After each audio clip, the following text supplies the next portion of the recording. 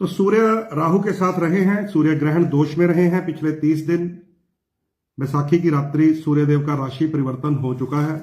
सूर्य इस समय मेष राशि में गोचर कर रहे हैं और ज्योतिष शास्त्र के अनुसार मेष राशि का सूर्य यानी कि उच्च का सूर्य होता है। अब मेष राशि में सूर्यदेव को उनके देवताओं के गुरु बृहस्पति भी मिले हैं। तो इस समय मेष राशि में सूर्य और बृहस्पति एक साथ रहेंगे। इसके विषय में आज हम बात करेंगे कि सूर्यदेव का हमारे जीवन पर 1 से लेकर 12 यानी कि मेष से लेकर मीन लगन तक क्या प्रभाव रहता है और ये किस भाव के स्वामी होते हैं। इसके साथ साथ हमें बाकी गोचर पे भी ध्यान रखना है, क्योंकि केवल एक ग्रह सूर्य ही अभी, जिसको मैं कहूंगा पॉजिटिव फेस में आए हैं। अभी बाकी ग्रहों का हिसाब किताब मैं आपको बताना चाहता हूं। सूर्य, जैसे मैंने आपको बता दिया है, बृहस्पति के साथ मेष राशि में गोचर कर रहे हैं। सूर्य और गुरु मेष राशि में 14 अप्रैल से 2 मई तक रहेंगे, यानी कि ये बहुत ही बढ़िया योग है। इसे महाभाग्य योग भी कहते हैं। विशेषकर देव लगन की जो कुंडलियां होती हैं, जिनमें सूर्य को हम मित्र ग्रह मानते हैं, उनके लिए यह महाभाग्य योग बनता है, बशर्ते उनकी अपनी जन्म पत्री में सूर्य की स्थिति खराब या कमजोर नहीं होनी चाहिए। अगर किसी की कुंडली में सूर्य उच्च हो और बढ़िया स्थिति में हो, उसकी दशा भी हो और गोचर उसका मिल जाए कि वो महाभाग्य योग में है, तो समझ लीजिए जैसे ये कुछ दिन के लिए 14 अप्रैल से 2 मई तक महाभाग्य योग बना है, ये बहुत शानदार फल देगा, बहुत शानदार फल। इसलिए आप लोग अपनी अपनी जन्म पत्रियों में जरूर देखा करें। जब मैं किसी ग्रह को बताता हूं कि ये बढ़िया हो गया है, उच्च फल देगा, उत्तम फल देगा, अगर आपकी कुंडली में भी आपके जन्म समय वो उच्च था, उत्तम था, तो समझ लीजिए कि ये 14 अप्रैल से 2 मई तक के जो दिन हैं, आपको बहुत बढ़िया शानदार फल दे सकते हैं। अगर आपकी कुंडली में वो ग्रह नीच हो, वक्री हो, अस्त हो या राहु केतु के पंजे में फंसा हो, तो थोड़ा सा ग्रह का प्रेडिक्शन मेरी इन बातों से मैच नहीं करेगा। वो फिर कुंडली की रेमेडीज पे डिपेंड करता है। ठीक है, तो सबसे पहले तो मैंने आपको सूर्य और बृहस्पति कब तक महाभाग्य योग बना रहे हैं ये बता दिया है, 14 अप्रैल से 2 मई तक। इससे पहले आप नोट कर लीजिए, सूर्य उच्च रहेंगे 30 डेज, 14 अप्रैल से 14 मई तक। ये 30 दिन का गोचर होता है सूर्यदेव का एक राशि में। 14 अप्रैल से 14 मई तक सूर्य उच्च ही रहेंगे। बृहस्पति उनके साथ 2 मई तक रहेंगे। बृहस्पति महाराज भी अब राशि परिवर्तन करने वाले हैं। 13 महीने बाद, 1 साल 1 माह के बाद गुरु अपना राशि परिवर्तन करते हैं। ये राशि परिवर्तन होगा मई के महीने में। तो 2 मई को देव गुरु बृहस्पति वृष राशि में आने वाले हैं। ये भी बड़ा शानदार योग है, क्योंकि वृष राशि है असुर गुरु शुक्राचार्य की। और ध्यान से सुने, उनके घर जा रहे हैं देव गुरु बृहस्पति। तो एक प्रिंसिपल के घर, एक आचार्य के घर दूसरे आचार्य जा रहे हैं। श्रृंगार की राशि होती है शुक्र की राशि वृषभ, वहां पर स्वर्ण के देवता गुरु जा रहे हैं। तो समझ लीजिए कि जो गोल्ड का रेट है अभी नियंत्रण में नहीं आने वाला। थोड़ी देर के लिए शुक्र और गुरु अस्त होंगे तो थोड़ा नियंत्रण होगा, लेकिन शुक्र के घर में बृहस्पति यानी कि श्रृंगार के घर में स्वर्ण सोना स्वयं जा रहा है। 13 महीने देव गुरु बृहस्पति वहीं रहेंगे। जब यह गोचर परिवर्तन हो जाएगा तो मैं प्रयास करूंगा लाइव करके आपको यह भी बताऊं कि बृहस्पति जब वृष राशि में होंगे तो 13 महीने क्या फल देंगे। अभी जो थोड़ा सेंसिटिव गोचर है उसका थोड़ा ध्यान रखें, क्योंकि कुछ चीजें सेंसिटिव भी चल रही हैं। अभी शुक्र और राहु एक साथ चल रहे हैं, जो 31 मार्च से लेकर 24 अप्रैल तक रहेंगे। शुक्र और राहु जब भी मिलते हैं, मैं आपको अक्सर बताता रहता हूं, इसको स्त्री श्राप कहते हैं। बदनामी और कलंक का योग होता है। और आपने देखा होगा, मैं भी प्रयास करता रहता हूं, आपको वो खबरें शेयर करता रहता हूं ऊपर ग्रह का प्रभाव लिख के। पिछले दिनों में 31 मार्च से ये मिला है 24 अप्रैल तक, कितनी ऐसी घटनाएं हो चुकी हैं जिसको हम शुक्र यानी स्त्री के साथ संबंधित मान सकते हैं। और ऐसी ऐसी घटनाएं, ऐसी ऐसी लेडीज के साथ संबंधित घटनाएं साक्षात ग्रहों का प्रभाव बता देती हैं। और जिनकी कुंडलियों में होता है ये शुक्र राहु, शुक्र केतु, नीच का शुक्र, वो फिर हमारे पास जब पर्सनली ऑफिस में आते हैं तो वो बताते हैं कि जैसे ये गोचर खराब हुआ है शुक्र का, हमारे वैवाहिक जीवन में, हमारे रोमांटिक लाइफ में, प्रेम संबंधों में, हमारी जो मटेरियलिस्टिक लाइफ है, घर के लग्जरी आइटम्स में कैसे खराबियां हो रही हैं। और ये मान जाते हैं इस बात को कि हाँ, शुक्र और राहु जब से मिले हैं जीवन में जो सुख समृद्धियां होती हैं शुक्र के साथ संबंधित, वो खराब हो रही हैं। और ये अभी 24 अप्रैल तक शुक्र और राहु का, जिसको हम कहते हैं ना कलंक योग, स्त्री श्राप होता है, कहीं कहीं इसे लक्ष्मी चंडाल दोष भी कहा गया है। जैसे गुरु और राहु को गुरु चंडाल दोष बोलते हैं, शुक्र को लक्ष्मी का कारक कहा है ज्योतिष ने, इसे लक्ष्मी चंडाल दोष भी कहा गया है। तो बहुत उन लोगों की जो लाइफ है, खासकर जिनकी कुंडलियों में शुक्र राहु होता है, वैवाहिक जीवन में बड़ी समस्याएं आती हैं और रोमांटिक लाइफ में भी बड़ी समस्याएं आती हैं। पुरुषों के लिए शुक्र राहु बहुत खराब होता है, उन्हें अंत में संक्रमण रोग तक ले जाता है, गंदी बीमारियों तक, यौन रोग तक। और स्त्रियों के लिए तो ये ऐसा खराब योग है, ज्योतिष शास्त्र में इसे कहते हैं कि पूर्व जन्म में शुक्र ने अपने किसी, जिसको हम चाहे वो पति कह दें चाहे प्रेमी कह दें, उसको धोखा दिया हुआ है। इस जन्म में अगर शुक्र राहु स्त्री की कुंडली में आ जाए तो ना तो उसे पति से सुख मिलता है ना प्रेमी से सुख मिलता है। ऐसा शुक्र राहु का योग होता है। और अभी 24 अप्रैल तक ये शुक्र और राहु एक साथ हैं। आप लोग सतर्क रहिएगा। विशेषकर ये जो फोन कॉल फ्रॉड्स होते हैं ना, मैंने एक खबर देखी, एक अंकल 50-60 साल की एज के होंगे, उन्हें ऐसे एक वीडियो कॉल आ गया जिसमें किसी लेडी ने अपने आप को न्यूड कर लिया और उनका छोटा सा रिकॉर्डिंग कर लिया और उसके बाद उनसे फिर लाखों रुपया ऐंठ लिया। ये खबर आजकल चल भी रही है न्यूज़ में, आप देख भी सकते हैं। ये शुक्र राहु का असर है। या उससे पहले मैंने देखा था कि ऑर्केस्ट्रा में डांस करने वाली एक लड़की के साथ विवाद हो गया, उसे गिलास मारा और वो कैसे हवा में उछली वो बात। ये शुक्र राहु का केस है। हमारे पंजाब के तरन तारण में ही प्रेम प्रसंगों में लड़के की माता को नग्न अवस्था में सड़क पर घुमाया गया। ये शुक्र और राहु का दोष है। ऐसी बहुत सारी खबरें मैं शेयर करता रहता हूं। चलिए, शुक्र और राहु के बाद एक और बहुत ही सेंसिटिव इस समय जोड़ी है ग्रहों में। कुंभ राशि में मंगल और शनि का अंगारक दोष चल रहा है।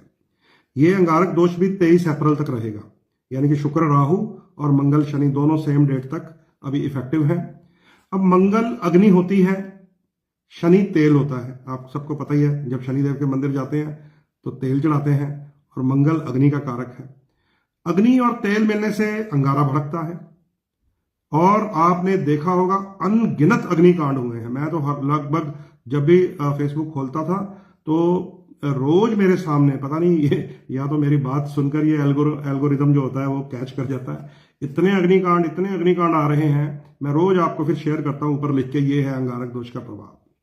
तो शनि और मंगल अग्निकांड का जो ये योग है अंगारक दोष के कारण अभी थमने वाला नहीं है। वो क्यों कह रहा हूं ये भी मैं आपको बता देता हूं, क्योंकि 23 अप्रैल को मंगल शनि का साथ तो छोड़ देंगे कुंभ राशि में, लेकिन मीन में चले जाएंगे। अब मीन में राहु है। अब मंगल और राहु का जो अंगारक दोष होता है वो मंगल और शनि वाले अंगारक दोष से भी ज्यादा भयंकर माना गया है।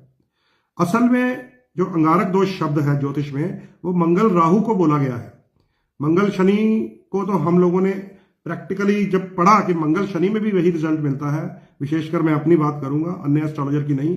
मैंने तो मंगल और शनि को भी अंगारक दोष ही समझा और आप सबको बताना शुरू किया, जबकि ज्योतिष शास्त्र में मंगल और राहु को अंगारक दोष बोला हुआ है।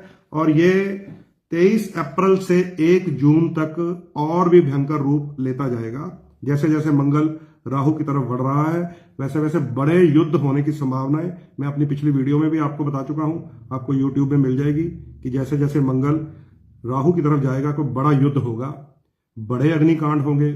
बड़े अग्निकांड का मतलब होता है बम वर्षा, मिसाइल वर्षा, वो भी धीरे धीरे इन खबरों में आना शुरू हो जाएगा और आपको ये अग्नि दोष जो बना हुआ है मंगल राहु मंगल शनि का, ये रिजल्ट मिलेंगे। अब ये नोट कर लीजिए कब तक रहेगा। मंगल और राहु 23 अप्रैल से लेकर 1 जून तक ये जो युद्ध की संभावनाएं है ना, 1 जून तक रहेंगी। तो थोड़ा ध्यान रखना पड़ेगा उन लोगों को जिनकी अपनी जन्म पत्रियों में मंगल नीच राशि में होते हैं, मंगल राहु या शनि के साथ अंगारक दोष में होते हैं। उनके ऊपर शनि की या राहु की या मंगल की महादशा चल रही हो, तो ये जो समय है अंगारक दोष वाला, इसका अलग से प्रभाव आएगा। चाहे दूसरी तरफ सूर्य बृहस्पति एक उच्च राजयोग भी बना रहे हैं, लेकिन उस राजयोग का फायदा उनको मिलेगा जिनकी कुंडली बृहस्पति या सूर्य से मित्रता रखती है और उनकी कुंडलियों में भी सूर्य और बृहस्पति उच्च है।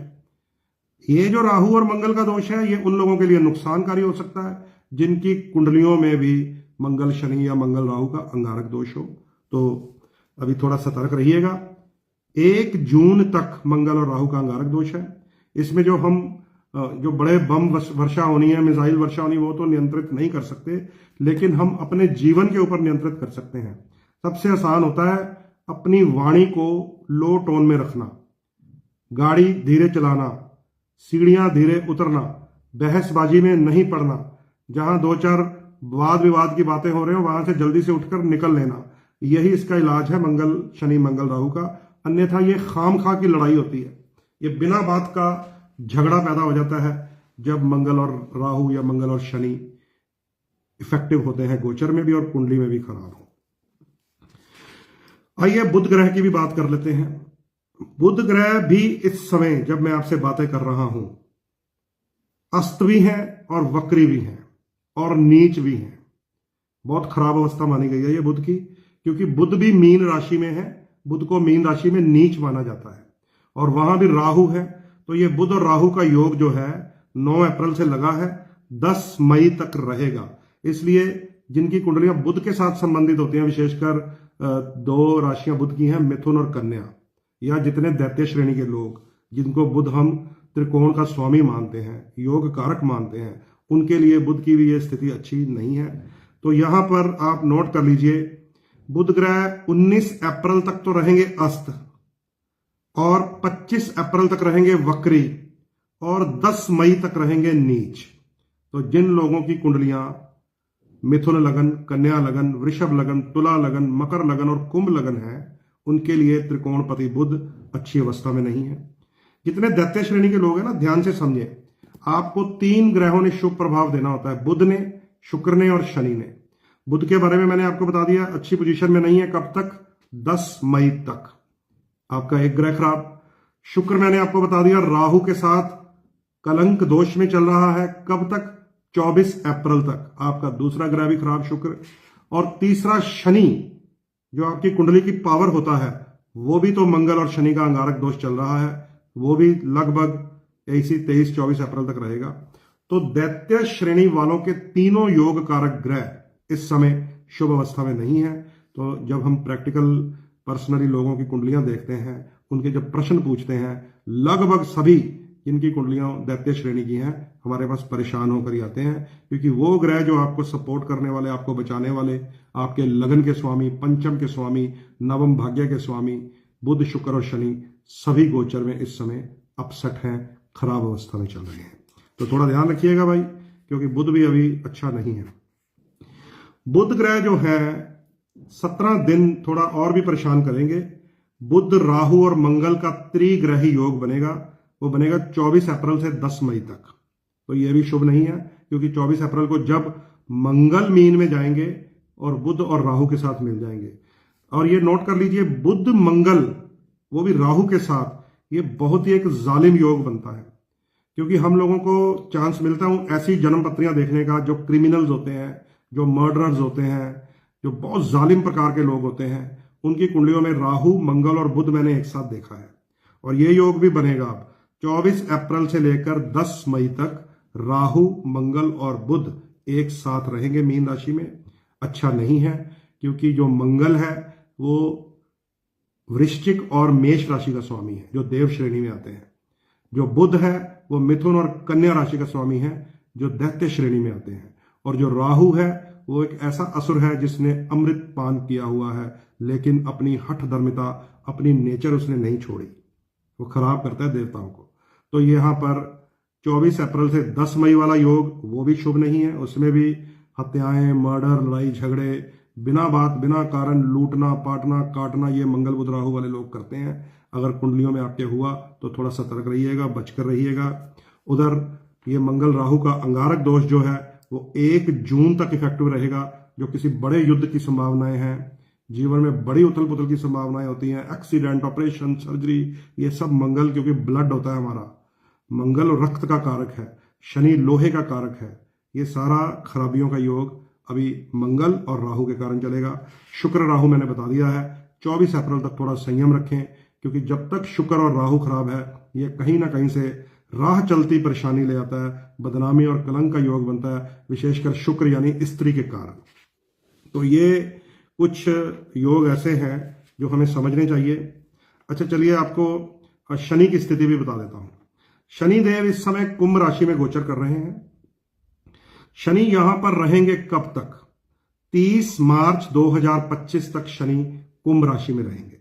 यूं तो शनि अपने ही घर में है, कुंभ राशि में है, शुभ माने जाते हैं, क्योंकि जो भी ग्रह अपने ही घर में हो, अपनी ही राशि में हो, या जिस ग्रह की दृष्टि अपनी ही राशि पे आ जाए, उस ग्रह में बल रहता है, उस ग्रह की शक्ति अधिक होती है, बशर्ते उसे कोई दूसरा डिस्टर्ब करने ना आए। जैसे अभी तो शनि को मंगल डिस्टर्ब कर रहा है, अंगारक दोष बना हुआ है, लेकिन कुंभ का शनि फिर भी दैत्य श्रेणी के लोगों के लिए एक सपोर्टिव ग्रह माना जाता है। शनि देव कुंभ राशि में 30 मार्च 2025 तक रहेंगे, ये नोट कर लीजिए, ये एक अच्छा योग है। शनिदेव जब तक कुंभ में है तो थोड़ा 7.5 का प्रभाव भी होता है, ये भी मैं आपको बता देता हूं। जिन लोगों की चंद्र राशि मीन है, अब यहां पे मैं चंद्र राशि की बात कर रहा हूं, या उन लोगों की जिनके पास कुंडलियां नहीं है, वो नाम से देखते हैं, वो इसको समझ सकते हैं। चंद्र राशि मीन है, उनके ऊपर 7.5 अभी शुरू हुई है, पहला ढैया। जिनकी कुंभ है चंद्र राशि, उनके ऊपर दूसरा ढैया चल रहा है, और जिनकी मकर है उनका ये अंतिम ढैया है, 30 मार्च को निकल जाएगा। जो मकर राशि वाले हैं वो 7.5 से आजाद हो जाएंगे अगले साल। शनि की ये 7.5 को 7.5 साल का प्रभाव होता है, और सिंगल ढैया भी होता है, वो भी 2 राशियों पर चल रहा है। एक 8 नंबर राशि जो वृश्चिक राशि है उस पर भी शनि का ढैया है, एक 4 नंबर जो कर्क राशि है उन पर भी शनि का ढैया है। ये शनि का ढैया और 7.5 जब भी आते हैं, ये भी परीक्षा की स्थिति होती है शनिदेव की। कुंडलियों में चाहे शनि राजयोग बना रहे हो, शनि उच्च राशियों में हो, शनि की स्थिति बड़ी मजबूत हो, चाहे आदमी बादशाह की गद्दी पर बैठा हुआ राजा ही क्यों ना हो, जब भी 7.5 या ढैया आता है उसके जीवन में चुनौतियां आती हैं। और कुछ लोग 7.5 और ढैये में बहुत कामयाब हुए हैं, क्योंकि वो चुनौतियों का सामना करते हैं। और कुछ लोग ज्योतिष की कुछ ऐसी बातों में भी उलझ जाते हैं, हाय 7.5 आ गई या ढैया आ गया, पता नहीं क्या हो जाएगा।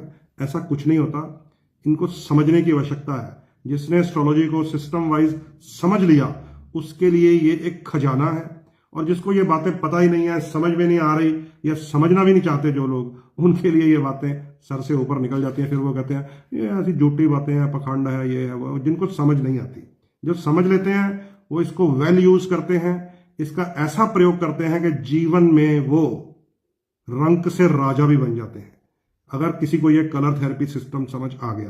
क्योंकि ज्योतिष की रेमेडीज 24 घंटे चीजों को पानी में डाल के जल प्रवाह करने की नहीं होती। हम अपनी नहरों को भी दूषित कर रहे हैं ऐसी 40-40 दिन वाली रेमेडीज से। ज्योतिष की रेमेडीज तो कलर थेरेपी है।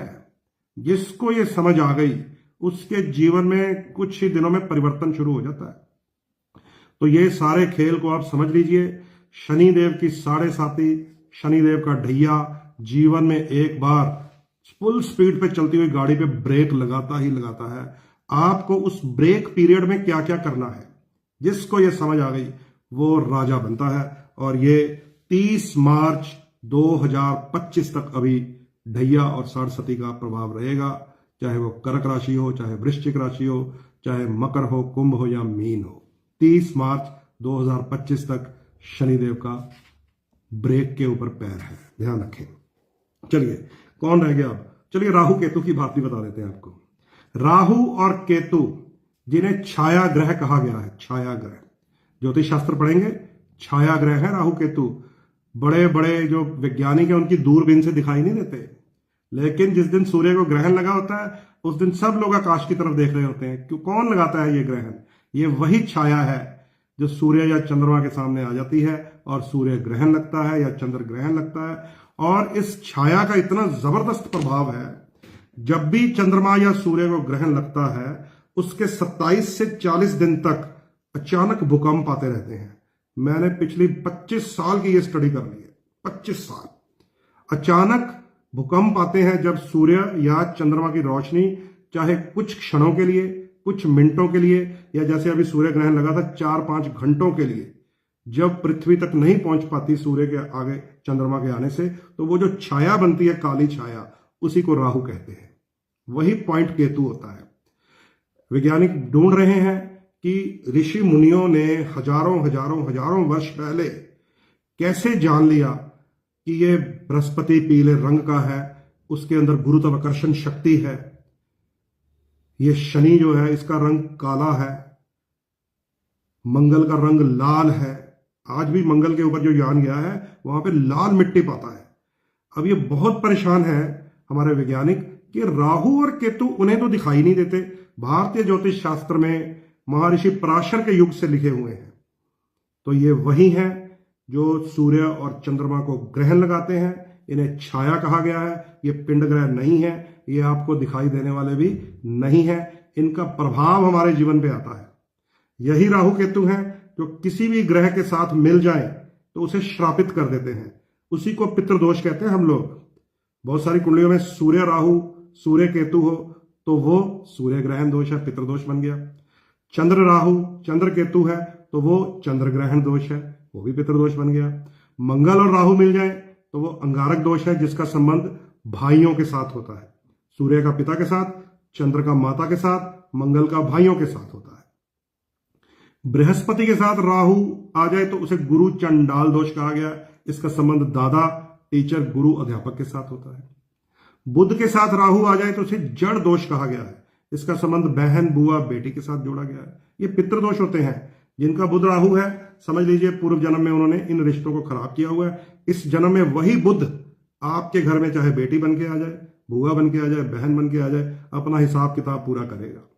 ये है ज्योतिष शास्त्र। ऐसे ही फिर शनि है। शनि राहु को प्रेत छाया कहा गया है। इसका संबंध चाचे या ताए के साथ भी होता है। हमारी लेबर परेशान करती रहती जिनकी कुंडलियों में शनि खराब हो। बहुत सारे कारखानेदार हमारे पास आते हैं, कहते हैं पंडित जी लेबर नहीं कंट्रोल होती। मैं देखता हूँ शनि राहु के साथ, शनि नीच राशि में, शनि छठे घर में, 8वें घर में, 12वें घर का शनि तो जेल ले जाता है। तो ये ऐसे योग हैं जो हम एस्ट्रोलॉजिकली पढ़कर पहले ही समझ सकते हैं। और ये जो मानव तन होता है हमारा, हम जिस चोले में आए हैं, इसे पाने के लिए बड़े बड़े देवी देवता प्रयास करते हैं। क्योंकि केवल और केवल ये तन है जिसमें हम अपने पूर्व जन्मों के श्रापों को दूर कर सकते हैं। भगवान ने 10 अवतार लिए हैं। जब वो मानव अवतार में आ जाते हैं तो बिल्कुल वही एक्ट करते हैं जो इंसान करते हैं। राम जी का जीवन पढ़ेंगे तो वो जंगल में रोते बिलखते भी दिखाई देते हैं जब सीता माता का अपहरण होता है। बिल्कुल वही एक्ट करते हैं जो इंसान करते हैं।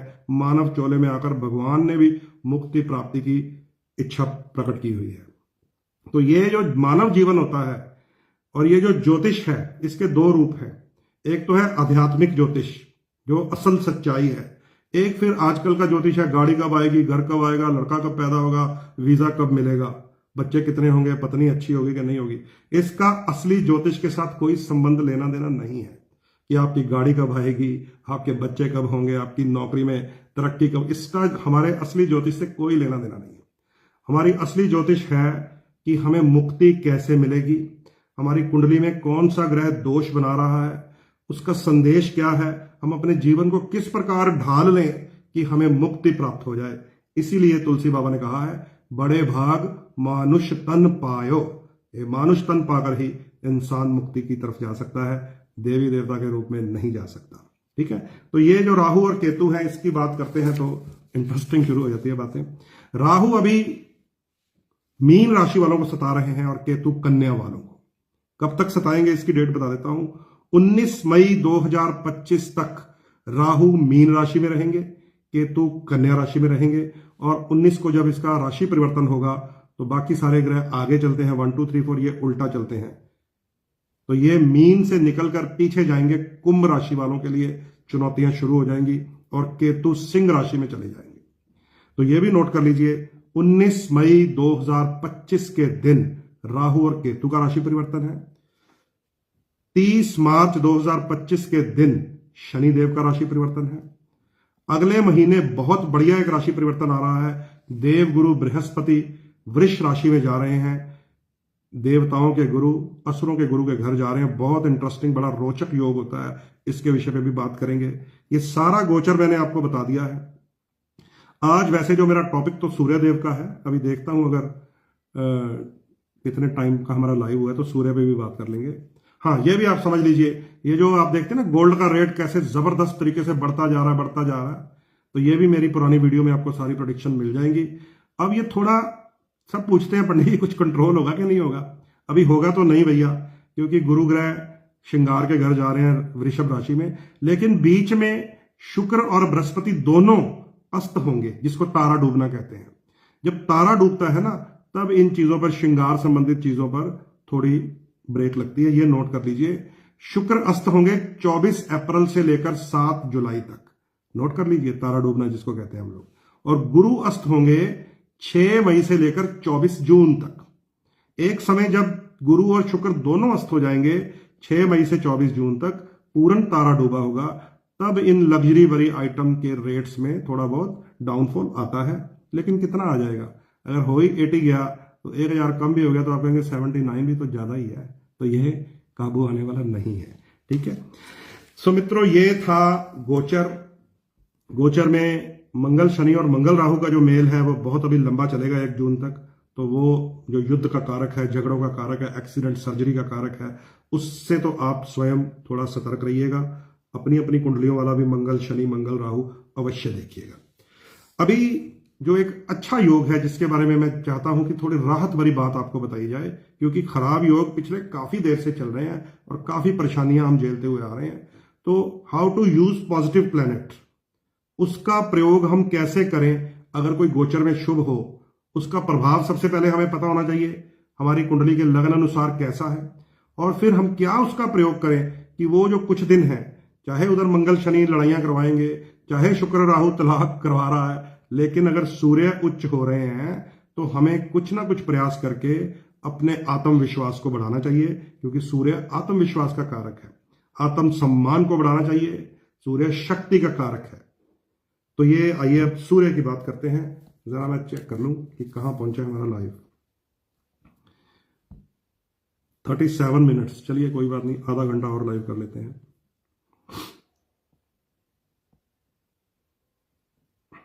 समझ भी आ रहा है आप लोगों को? क्योंकि जब बीच में आपके नीचे कमेंट्स बिल्कुल बंद हो जाते हैं ना, पिन ड्रॉप साइलेंट, मुझे तो ऐसा लगता है कि आप इंटरेस्ट से सुन रहे हैं, पर उसका दूसरा पहलू मुझे यह भी लगता है कि कहीं आपको कुछ समझ ही ना आ रहा हो।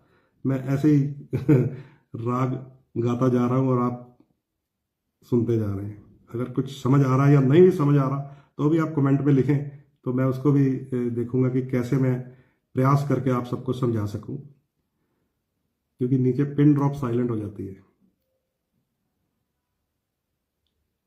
ये लीजिए, मैंने भी शेयर कर दिया है अपने 2 पेजेस पे। मेरे 2 पेजेस भी हैं, ग्रुप पेजेस हैं, जो प्रॉस्पर सॉल्यूशंस एक मेरा पेज है जो ग्रुप है, और दूसरा बेस्ट कुंडली स्कैनर्स, वो भी मेरा ही ग्रुप है।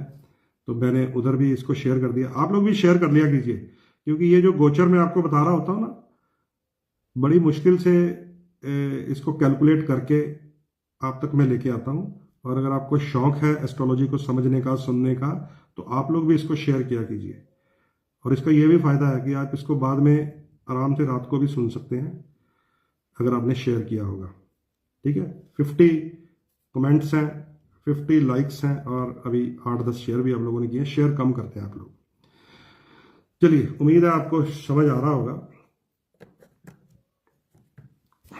उषा अरोड़ा जी, राम राम, माँ दा आशीर्वाद। वाह, बड़ा अच्छा नाम रखा है अपने पेज का, माँ दा आशीर्वाद। राम राम जी।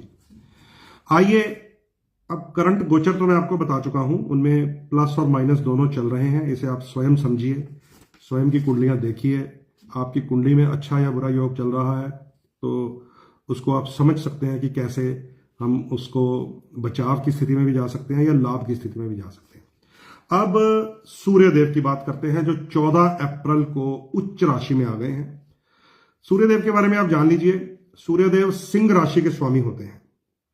इसलिए सूर्य जब उच्च अवस्था में आ जाए, सूर्य जब शक्तिशाली अवस्था में आ जाए, जितने लोगों की कुंडलियों में सिंह लग्न होता है उनके लिए वो 30 दिन बहुत ही महत्वपूर्ण होते हैं, जिसमें वो अपने बड़े बड़े काम पूर्ण कर सकते हैं। अगर उन्हें लग रहा हो कि पूरा साल हमें कोई चांस नहीं मिला, मौका नहीं मिला, तो सिंह लग्न, सिंह राशि होती है उसके स्वामी सूर्य हैं, क्योंकि मैं हमेशा लग्न की बात कर रहा होता हूं, तो सिंह लग्न वालों के लिए सूर्य बहुत ही महत्वपूर्ण ग्रह है। हाँ, जिन लोगों के पास डेट ऑफ बर्थ टाइम नहीं है और उनकी नाम राशि सिंह है, तो आप सिंह राशि से भी इसको समझ सकते हैं।